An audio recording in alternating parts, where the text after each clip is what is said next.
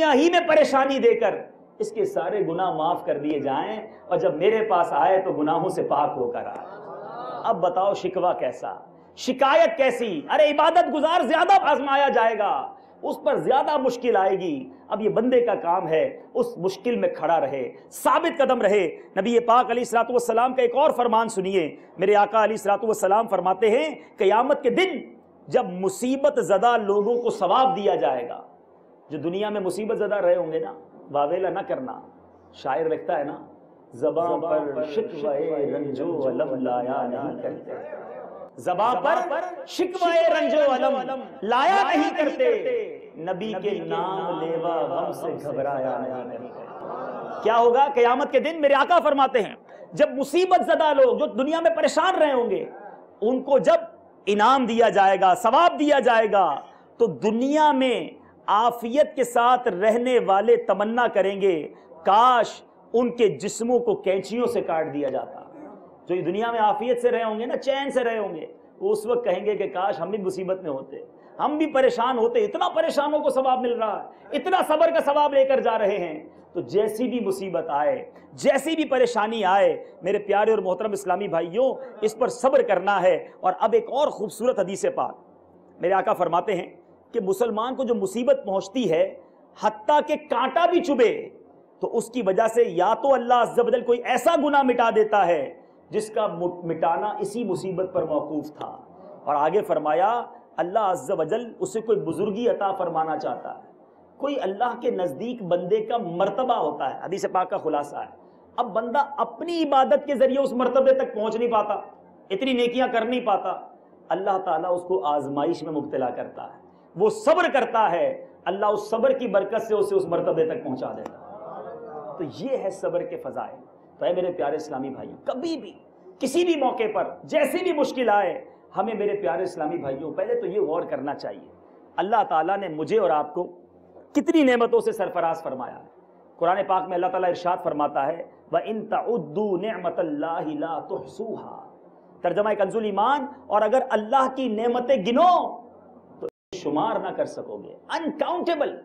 یہ پانی جو پیتے ہیں ہم، کبھی سوچا ہے یہ پانی ہم تک کیسے پہنچا؟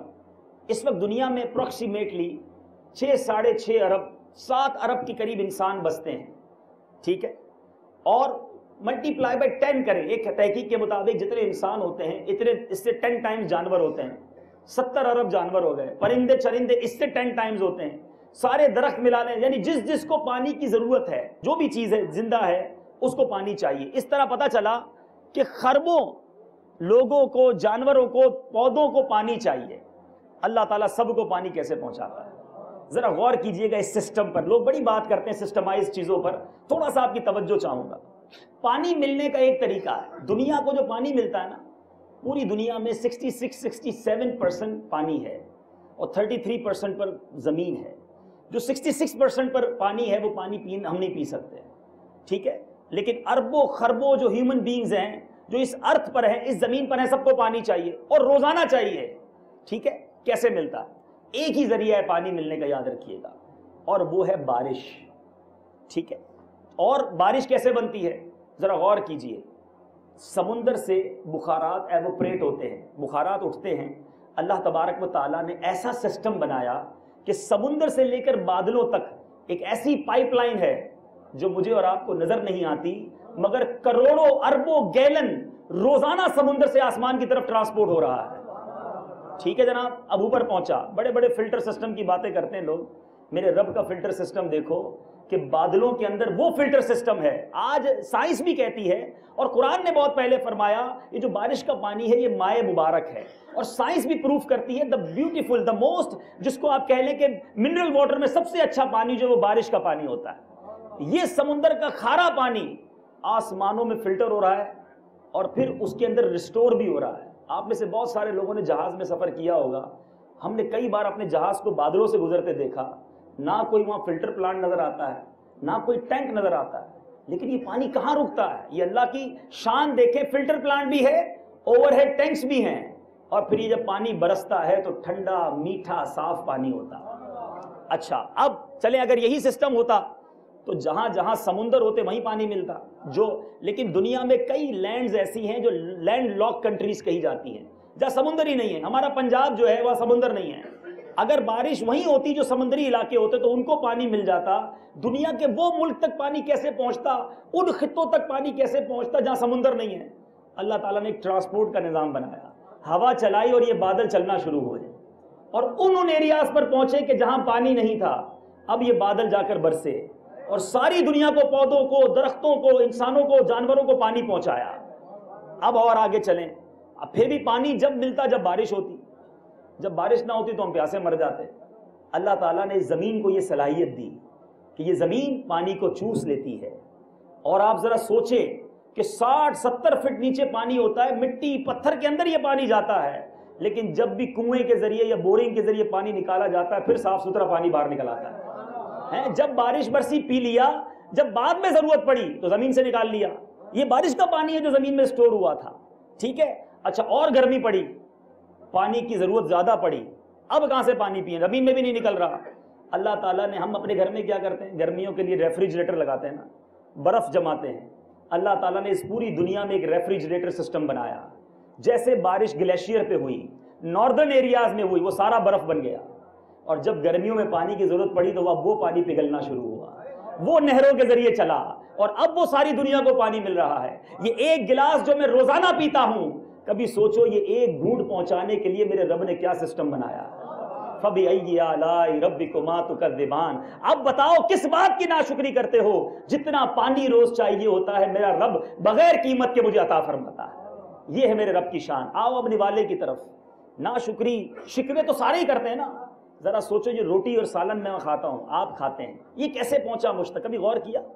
روٹی بنتی ہے آٹے سے, ٹھیک ہے, سالن ہوتا ہے جانوروں کا گوشت ہوتا ہے یا سبزی ہوتی ہے. ہم انہی جانوروں کا نارملی گوشت کھاتے ہیں جو زمین کی پیداوار کھاتے ہیں, گھاس پھوس وغیرہ کھاتے ہیں. گویا گوشت ملے, سبزی ملے یا روٹی ملے, ان تینوں چیزوں کا تعلق زمینی پیداوار سے ہے. اور آپ اچھی طرح جانتے ہیں کہ بارش کے ذریعے پہلے فصل اگی اور اس فصل کو اگنے کے لیے چاند کی کرنیں بھی چاہیے, سورج کی تمازت بھی چاہیے, اس کے لیے ہوائیں بھی چاہیے. یہ پورا ایک سسٹم ہے. اللہ تعالیٰ نے تمام سسٹم کو جنریٹ کیا. اب اس کے بعد یہ سبزیاں تو اگ گئی, اس کو کٹ کرنے کے لیے ہمیں اوزار چاہیے تھے. اللہ تعالیٰ نے انہی زمین اور پہاڑوں میں آئرن عطا کیا جس کے ذریعے اوزار بنے. اب یہ کھیتوں میں فصل تو اگ گئی, ہم تک کیسے پہنچے, اس کے لیے ٹرانسپورٹ کا انتظام تھا.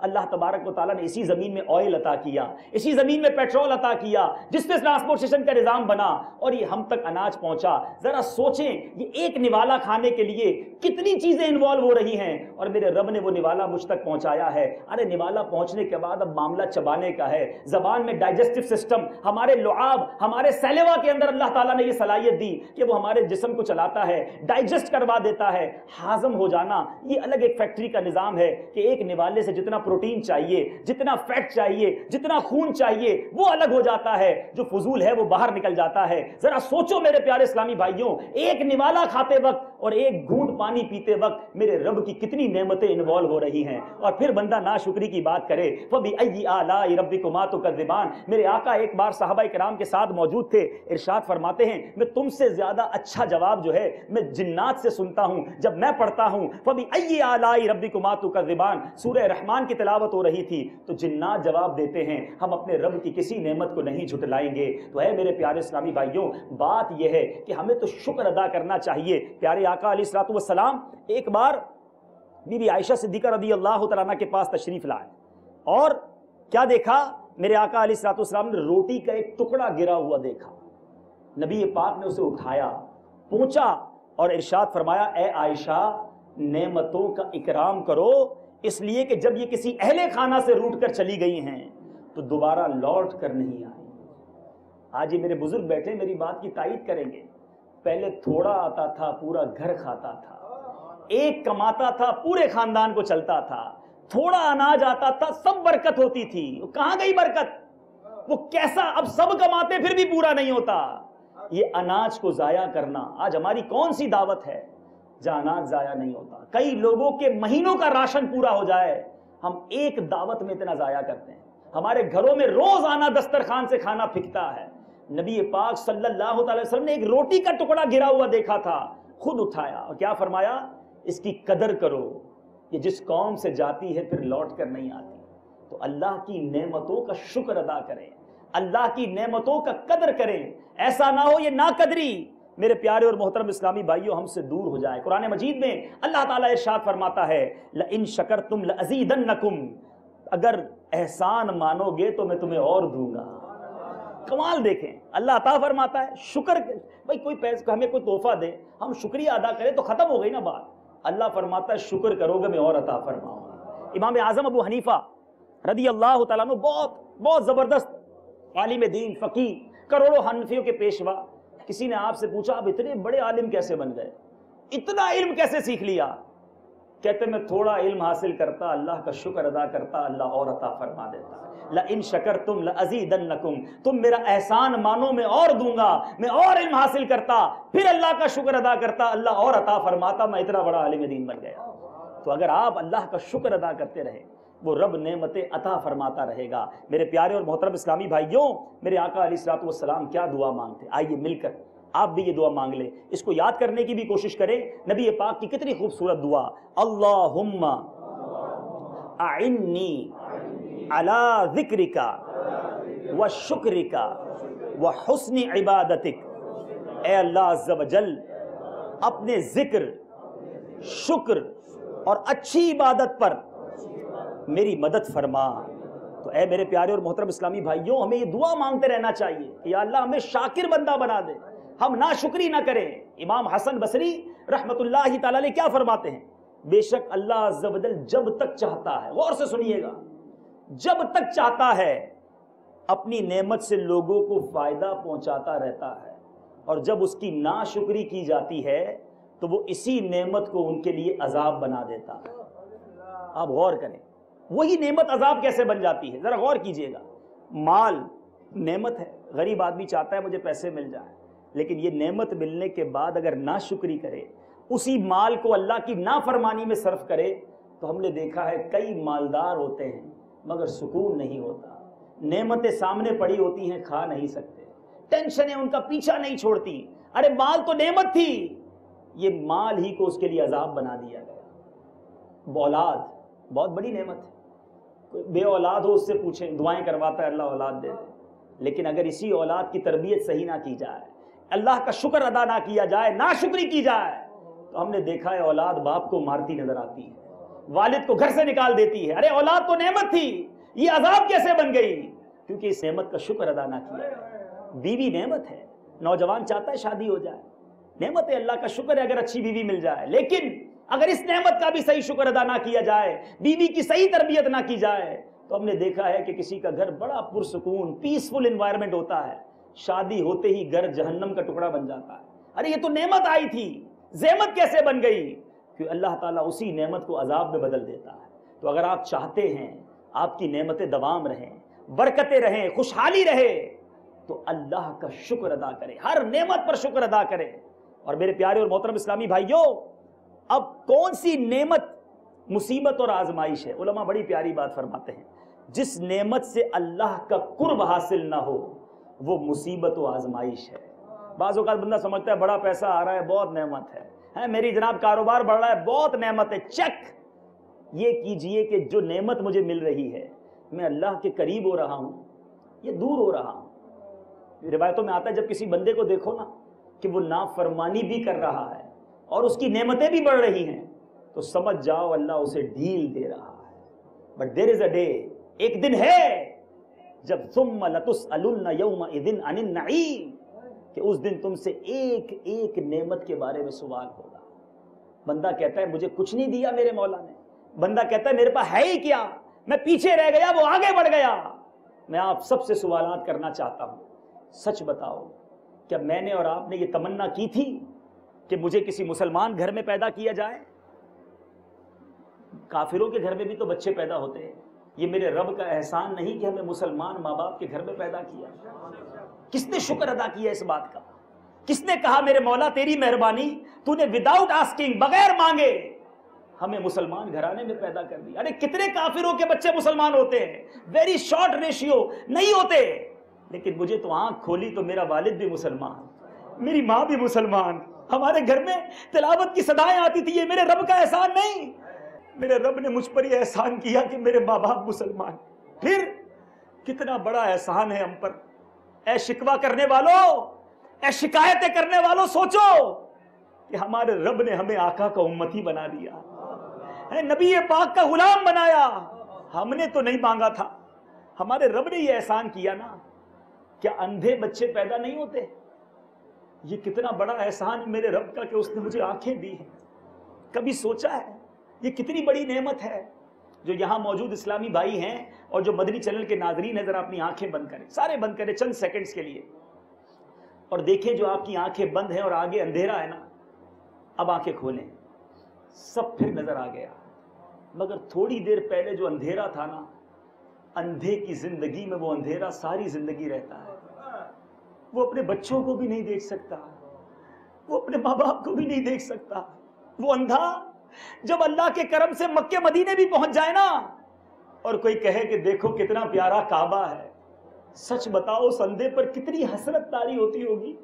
میں بھی تیرا گھر دیکھتا، میں بھی گنبد خضرا دیکھتا، مگر میرے رب نے مجھے اور آپ کو آنکھوں والا بنایا. ہم پھر بھی شکوہ کریں. کبھی بہرے کو دیکھا ہے؟ بیچارہ سن نہیں سکتا تو سمجھ ہی نہیں سکتا، لوگ اس کا مذاق اڑاتے ہیں. میرے رب نے مجھے کان بھی صحیح سلامت دی ہے. ارے جس کے ہاتھ نہ ہونا، کبھی اس ٹھوٹے کے پاس جاؤ، پوچھو، بلکہ ایک دن پریکٹس کر لیں. ہاتھ چھوڑو، ایک انگوٹھا بند کر لینا ایک دن کے لیے، پھر بھاؤ پتہ چل جائے گا. ہم کوئی چیز پکڑ نہیں سکیں گے، ہم لکھ نہیں سکیں گے، کچھ بھی نہیں کر سکتے ایک دن اگر یہ انگوٹھا نہ ہو. میرے رب نے مجھے ہاتھ بھی سلامت دیے. میں پھر بھی شکوے کروں، پھر بھی کہوں کہ مجھے کچھ نہیں دیا. جاؤ کسی لنگڑے کے پاس، کیسے بیچارہ زندگی گزارتا ہے، بے ساکھیوں پہ چلتا ہے، روڈ کے کنارے کھڑا رہتا ہے، کوئی روڈ پار کرا دے، ویل چیئر کے انتظار میں رہتا ہے. مجھے جدھر جانا ہے میں گھومتا ہوں، پھرتا ہوں. میرے رب نے مجھے لنگڑا بھی نہیں بنایا. جاؤ کسی گونگے کے پاس، پوچھو اس سے کیسے زندگی گزارتا ہے. اشارے کرتا ہے، کوئی سمجھتا نہیں اس کی بات. مذاق اڑاتے ہیں اس گونگے کا لوگ، کیونکہ وہ اپنی بات کہہ نہیں پاتا. میرے رب نے مجھے گونگا بھی نہیں بنایا، مجھے زبان بھی دے دی میرے مولا نے. میں نے تو نہیں مانگا تھا کہ مولا مجھے گونگا نہ بنانا، مجھے اندھا نہ بنانا.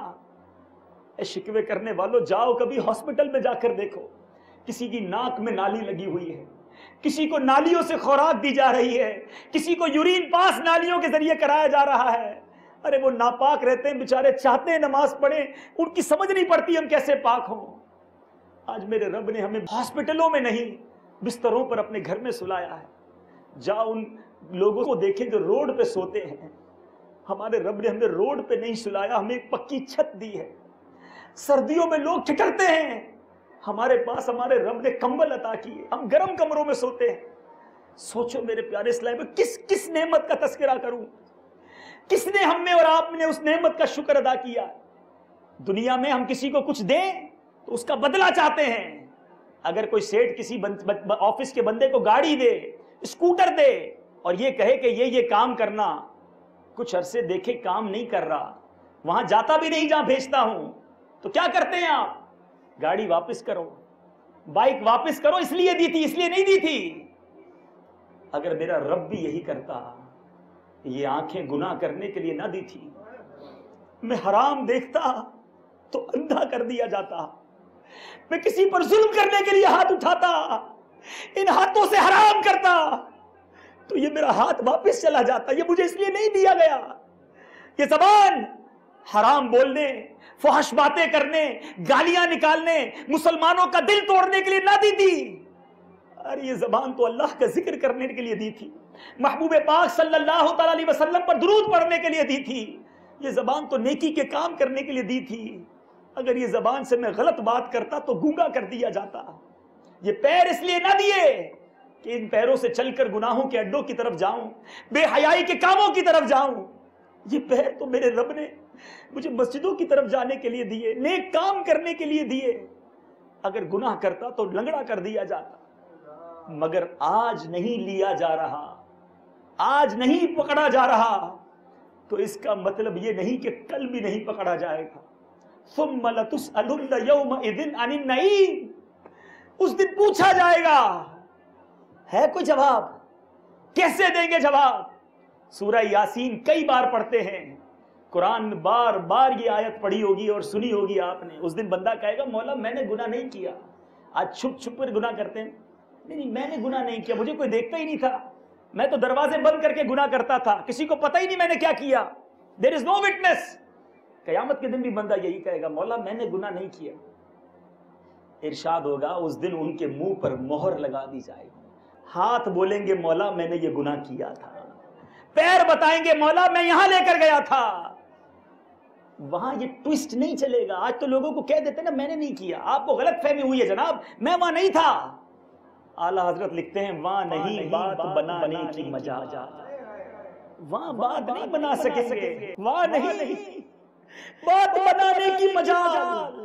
چارہ اقرار ہے، کیا ہونا ہے ماننا پڑے گا میں نے کیا ہے مولا، ہاں میں نے کیا ہے.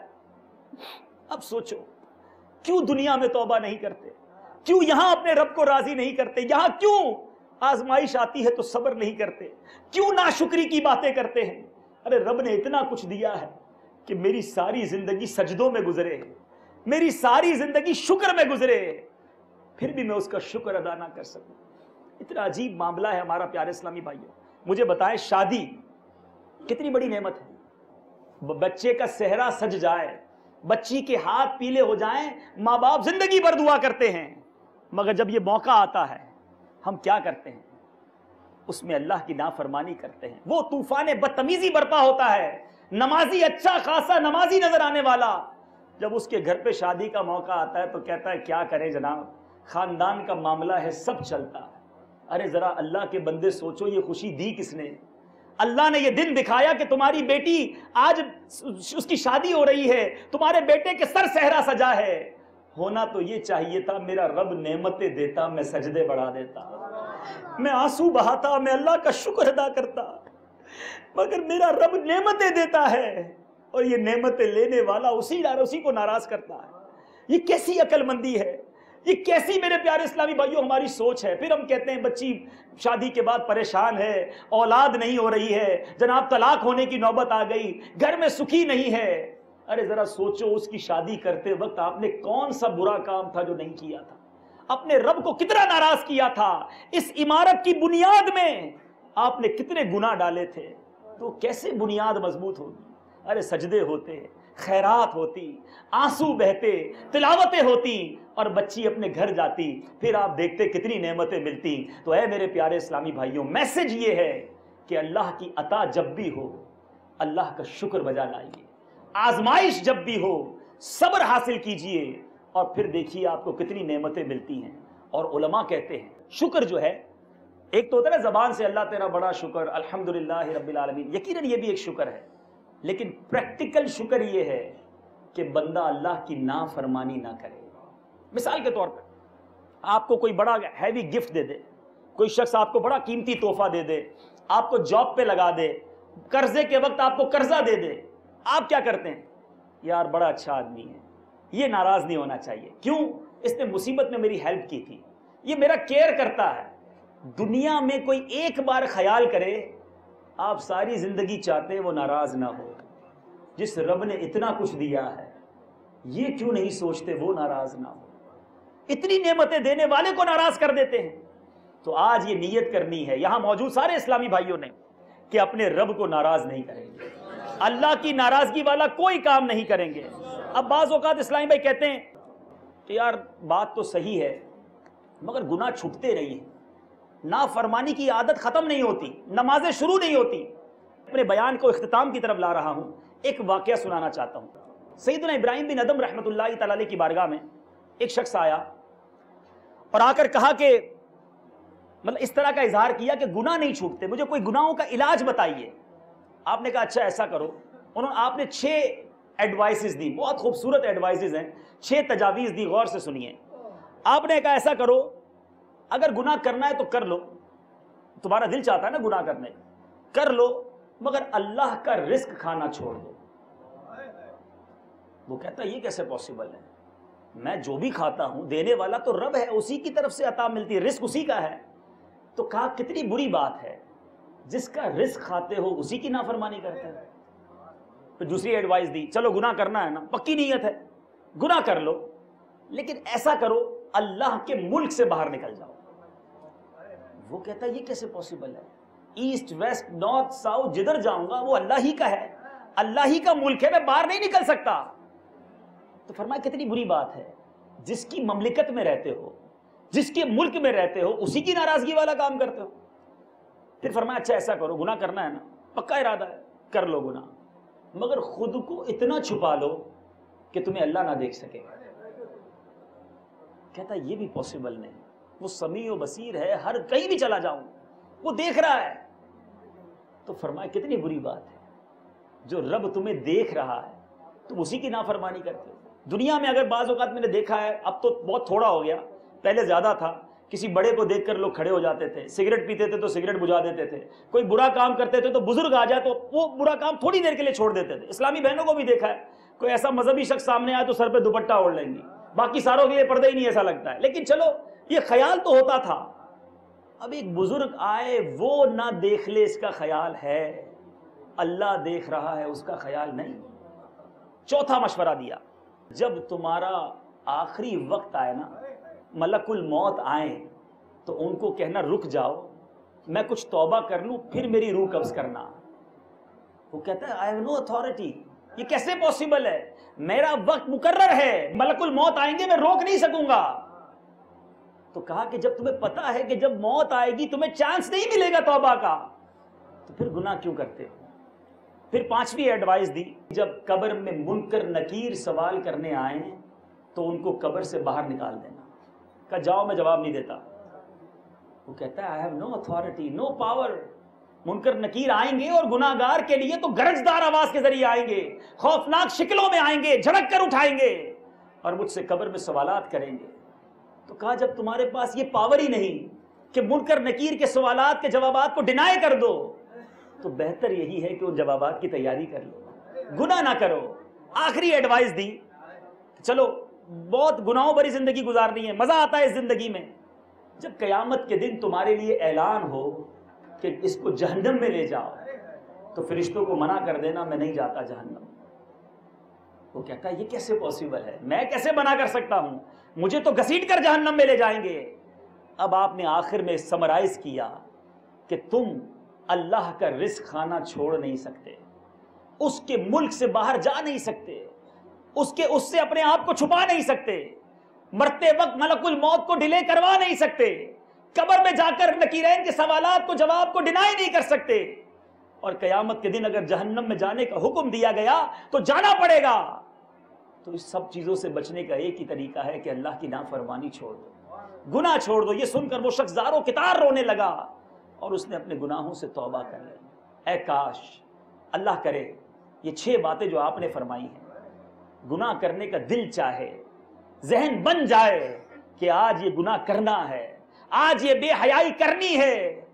اے کاش یہ خیال آ جائے کہ میرا رب دیکھ رہا ہے، میں اتنا نمک حرام ہوں کہ اسی کا کھاتا ہوں اور اسی کو نافرمانی کرنے چلا ہوں، اسی کے ملک میں رہتا ہوں۔ ارے جس کے گھر جاتے ہو نا، آج کسی کے گھر آئے نا، کبھی بھی یہ نہیں چاہو گے کہ اس کے گھر میں اس کی نافرمانی کرو، اس کے گھر کو خراب کرو، اس کی بات نہ مانو، کیوں میں مہمان ہوں۔ ارے اللہ کی زمین پر رہ کر اللہ کی نافرمانی کرتے ہو۔ کاش یہ باتیں نقش ہو جائیں اور ہم گناہوں کو چھوڑنے میں کامیاب ہو جائیں۔ آئیے میرے پیارے اسلامی بھائیوں، نیت کریں جو زندگی گزری اللہ تعالیٰ وہ سارے گناہ ہمارے معاف فرمائے، ہماری بے شرمیاں معاف فرمائے، ہماری بے صبریاں معاف فرمائے، ہماری ناشکریاں معاف فرمائے۔ کتنے موقعوں پر ہم پر آزمائش آئی تھی، شاید وہ میرے گناہ معاف کروانے آئی تھی، وہ میرے درجات بلند کروانے آئی تھی، اور میں نے بے صبری کی، وہ موقع ضائع کر دیا۔ نہ جانے کتنے موقعوں پر ہماری زبان سے ناشکری کے الفاظ نکلے ہوں گے، اللہ تعالیٰ وہ ناشکریہ بھی معاف فرمائے۔ آئیے پکی نیت کریں کہ آج کے بعد ہم اللہ کی نافرمانی نہیں کریں گے۔ مجھے یہ ڈیفائن کرنے کی ضرورت نہیں ہے کہ آپ کون سی نافرمانی کرتے ہیں، میں کون سی کرتا ہوں، ہم سب جانتے ہیں، ہم جانتے ہیں کہ ہم کیا کیا غلط کر رہے ہیں۔ کب تک اپنے رب کو ناراض کر کے جئیں گے؟ آج ایک پکی نیت کر لیتے ہیں کہ آج کے بعد میری کوئی نماز قضا نہیں ہوگی. ایسے نہیں, ایسی نیت کرو کہ شیطان یہاں سے بھاگ جائے. آج کے بعد میری کوئی نماز قضا نہیں ہوگی, فلمیں ڈرامے نہیں دیکھیں گے, گانے باجے نہیں سنیں گے, حرام روزی کے قریب بھی نہیں جائیں گے. جو یہ حرام کمانے والے ہوتے ہیں نا, بعض اوقات کوئی نہ کوئی گڑبڑ ہو رہی ہوتی ہے کاروبار میں, سود کا کام ہے, رشوت کا ہے, معاذ اللہ ملاوٹ کا ہے, ان کو بھی احساس ہوتا ہے کہ یار کیسے چھوڑوں, غلط تو کر رہا ہوں, آئی نو, مگر یار تھوڑے عرصے بعد چھوڑ دوں گا, یہ کر لوں گا تو چھوڑ دوں گا, کوئی راستہ مل گیا تو چھوڑ دوں گا. وہ ڈر رہے ہوتے ہیں کہ یار یہ چھوڑ دوں گا تو کاروبار کا کیا ہوگا, فیملی کا کیا ہوگا, بچوں کا کیا ہوگا. ایک سوال کرتا ہوں, آپ اس وقت اللہ کی ناراضگی کر کے مال کما رہے ہیں, اللہ رزق دے رہا ہے, فرما برداری کرو گے تو کیا رزق روک لے گا؟ کیا یہ ممکن ہے کہ وہ رزاق آپ حلال کی طرف قدم اٹھاؤ اور رزق کا دروازہ بند کر دے؟ ارے آپ ایک قدم اٹھاؤ, اس کی رحمت 10 قدم آپ کی طرف آئے گی, غیب سے دروازے کھلیں گے. آپ ہمت تو کرو, آپ حلال کی طرف بڑھو تو صحیح, پھر دیکھو کیسے غیب کے خزانے کھلتے ہیں. آج یہ بھی دعا کرتے ہیں کہ اللہ تعالی ہمیں فقط حلال کی روزی عطا فرمائے, رزق حرام سے ہم کو اور ہماری آنے والی نسلوں کو بھی محفوظ فرمائے. یہ ساری باتیں بار بار سنیں گے. آج امید ہے مجھے کچھ دیر, 1 گھنٹہ میرا خیال میں بیٹھے ہوں گے, دل پر کچھ اثر ہوا ہوگا, کچھ اچھی نیتیں کی ہوں گی. یہ 1 گھنٹے کے اجتماع کا فائدہ ہے. اگر بار بار آتے رہیں گے, بار بار سنتے رہیں گے تو دل پر چوٹ لگتی رہے گی, ہم بھی نیک بن جائیں گے, ہم بھی سدھر جائیں گے. تو دعوت اسلامی کا ماحول یہ گناہوں بھرے ماحول سے نکال کر نیکیوں کی طرف چلانے والا ماحول ہے. میں آپ سب کو دعوت دیتا ہوں, آپ چاہے کسی بھی فیلڈ سے تعلق رکھتے ہوں, الحمدللہ ہر جمعرات کو, بہت قریب ہے یہاں سے فیضان جیلان مسجد بلاک 8 کلفٹن میں, ہر جمعرات مغرب کے بعد وہاں سنتوں بھرا اجتماع ہوتا ہے, وہاں تشریف لائیں. ہر سیٹرڈے کو فیضان مدینہ عالمی مدنی مرکز میں مدنی مذاکرے کا سلسلہ ہوتا ہے. ہمارے شیخ طریقت امیر اہل سنت اس میں مدنی مذاکرہ فرماتے ہیں, کوسچن آنسر سیشن ہوتا ہے. تو آپ کے لیے آسانی ہو تو فیضان مدینہ آ جائیں, ورنہ یہ پروگرام مدنی چینل پر لائیو دکھایا جاتا ہے ہر سیٹرڈے کو. دیکھو آج تک ہو سکتا ہے ہم میں سے کئیوں نے اپنی بیوی بچوں کو بٹھا کر فلمیں دکھائی تھیں, اب کفارہ اگر دینا ہے توبہ بھی کریں اور اپنے بیوی بچوں کو بیٹھ کر مدنی چینل دکھائیں. انشاءاللہ آپ واقعی تبدیلی محسوس کریں گے. بالخصوص سیٹرڈے نائٹ کو مدنی مذاکرہ دکھائیں, آپ دیکھیں گے سب کو بہت کچھ سیکھنے کو ملے گا. تو میں امید رکھتا ہوں کہ آپ سب اجتماعات میں بھی شرکت کریں گے. اور ایک اور دعوت دیتا چلوں, ہمارے مدنی قافلے سفر کرتے ہیں 3 دن 12 دن 30 دن, اللہ توفیق دے تو 12 مہینے کے لیے مدنی قافلے میں سفر کریں. صبر اور شکر کی پریکٹیکل اگر ٹریننگ لینی ہے, گناہوں سے بچ کر واقعی نیک بننا ہے, تو مدنی قافلے میں جو سفر کرتے ہیں ان کو یہ پریکٹیکلی نیکیاں کرنے کا موقع ملتا ہے. ہمارے قافلے بھی سفر کرتے ہیں, جب جب آپ کے پاس ٹائم ہو, ویکیشنز پہ آپ گئے ہوں گے, بڑی لانگ جو ہے وہ آپ ٹریول پر جاتے ہیں, 3 دن مدنی قافلے میں سفر کر کے دیکھیں دعوت اسلامی والوں کے ساتھ, اللہ نے چاہا بہت سکون محسوس کریں گے. ہم نے کئی لوگوں کو دیکھا بڑے پریشان تھے, قافلے میں گئے, وہاں جا کے دعا کی, واپس آئے, اللہ نے وہ پریشانی بھی دور فرما دی. تو اگر آپ پریشان بھی ہیں تو اللہ کی رضا کے لیے 3 دن قافلے میں ہمارے اسلام بھیا موجود ہوں گے, آپ ان کو نام لکھائیں, سفر کریں, انشاءاللہ اس کی برکتیں حاصل ہوں گی. دعا ہے مالک کریم ہم سب کا آج جمع ہونا, اچھی نیتیں کرنا اپنی بارگاہ میں قبول فرمائے. صلو علی الحبیب صلی اللہ علیہ وسلم. میرے اعمال کا بدلہ تو جہنم ہی تھا, میں تو جاتا مجھے سرکار نے جانے